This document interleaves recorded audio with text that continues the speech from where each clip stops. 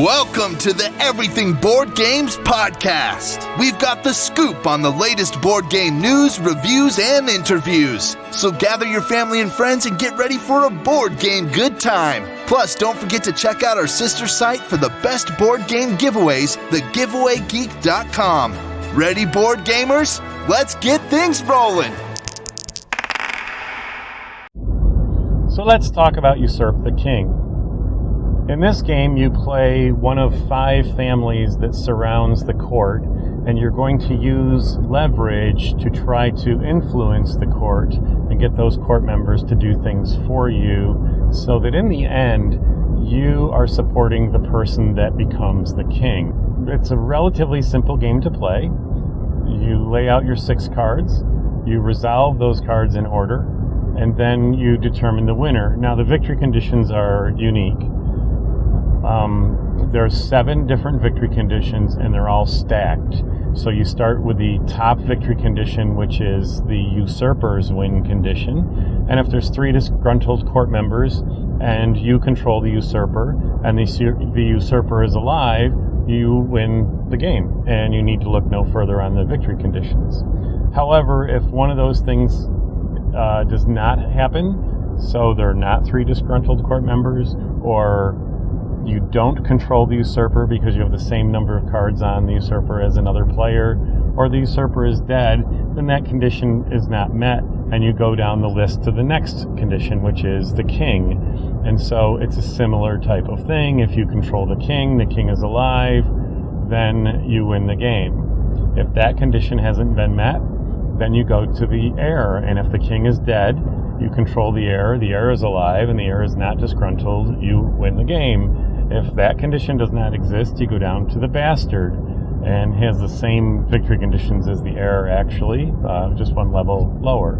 If those conditions are not met, then you look at court, and court is determined by the player that has the most loyal court members at the end of the game. If no one controls the court, then you move down the list to anarchy, or the anarchist, I'm sorry. If someone controls the anarchist, and the anarchist is alive, then they will win the game. And then lastly, if that condition is not met, it is true anarchy, and no one wins.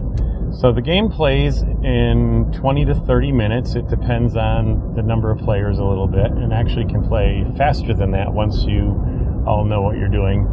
But there's a lot going on. So for a very simple game where you're not playing very many cards, the choices of what you do and how you need to react to other players is pretty deep. Each player will have a spy, an agent, a dagger, betrayal, poison, antidote, a guard, bribery, conspiracy, and a book. It's actually played over 2 phases. That first phase is you play the 6 out of 10 cards, and it's played in a serpentine motion, so that the first player will place a card, the last player will place 2, and then it'll go back to the first player, and it'll go until 6 cards are played. The second phase, the leverage cards will be triggered and resolved, and the court members are laid out around the center of the table in a specific order, and they're numbered. And so you start with number 1, which happens to be the king, and you also start with the item that is listed number 1 on the resolution chart, which happens to be the spy. So in one sense, it's a very low-luck game because there's no randomization in terms of cards that you get, cards that you play. There's no dice. However, there's factors that are beyond your control, which is what the other players are going to be doing to the court and the cards, and maybe your cards. So it has kind of a chess-like feel in the sense that you're moving the moving parts, but really much more going on because there's stabby and betrayal and all sorts of devious things happening.